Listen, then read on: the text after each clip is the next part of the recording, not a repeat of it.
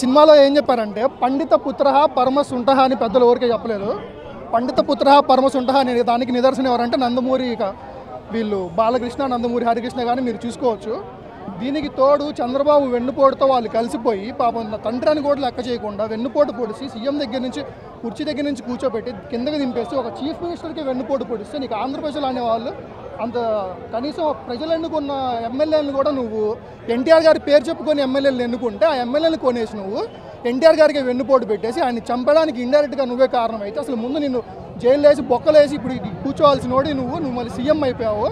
ఎట్టి పరిస్థితుల్లో ఆంధ్రప్రదేశ్ కూడా ఆలోచించాల్సింది ఏంటంటే తెలంగాణలో రిలీజ్ అయింది, ఆంధ్రాలో కూడా ఒక 2-3 డేస్లో రిలీజ్ అవుతుంది. ఎట్టి పరిస్థితుల్లో కూడా ఆంధ్రప్రదేశ్ రెడీగా ఉండండి. ఏ ప్రభుత్వం వచ్చినా పర్లేదు, మనకి జనసేన అయినా పర్లేదు, వైఎస్ఆర్సీపీ అయినా పర్లేదు, కేఎఫ్ పాలైనా పర్లేదు, కానీ చంద్రబాబు అంత దుర్మార్గుడు, అంత వేసిన కొడుకు ఇంకోటి అసలు ప్రపంచంలోనే లేడు.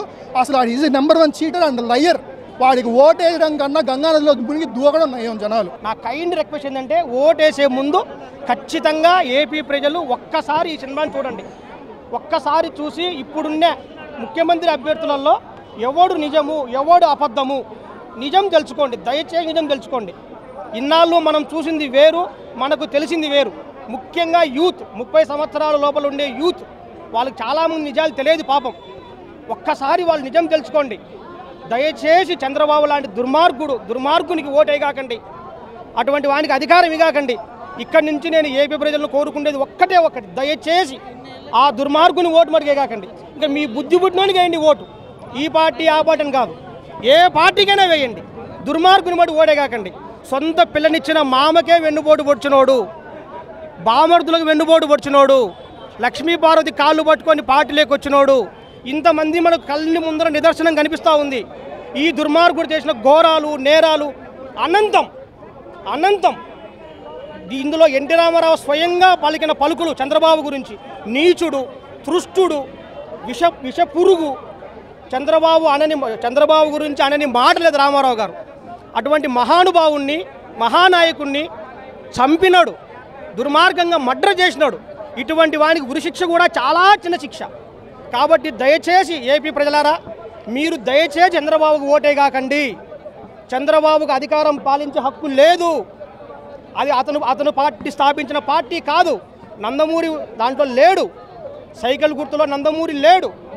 నారావాడు ఎప్పుడో దాంట్లో దూరిపోయినాడు. దయచేసి మీరు ఎవ్వరూ ఓటేగాకండి. చూడండి, ఆలోచన చేయండి, నిజం తెలుసుకోండి. ఏ పార్టీకైనా ఓటేయండి, చంద్రబాబు మటుకు ఓటేగాకండి.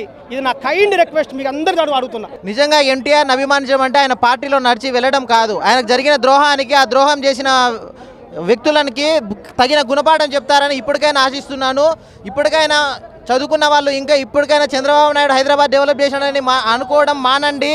హైదరాబాద్ ఏం చేయలేదు, అంతా వెన్నుపోటు రాజకీయమే. చంద్రబాబు నాయుడుకి తగిన గుణపాఠం చెప్తారని అందరినీ విజ్ఞప్తి చేస్తున్నాను. హలో, మిమ్మల్నే ఫిలిం సెలబ్రిటీస్ రియల్ స్టోరీస్ ఏంటో తెలుసుకోవాలనుందా? లేటెస్ట్ గా రిలీజ్ అయ్యే మూవీ రివ్యూస్ నేను చెప్తే వినాలనుందా? ఇంకెందుకు ఆలస్యం, యోయో టీవీని సబ్స్క్రైబ్ చేసుకోండి. అలాగే మర్చిపోకుండా యోయో టీవీ యాప్ ని కూడా డౌన్లోడ్ చేసుకోండి.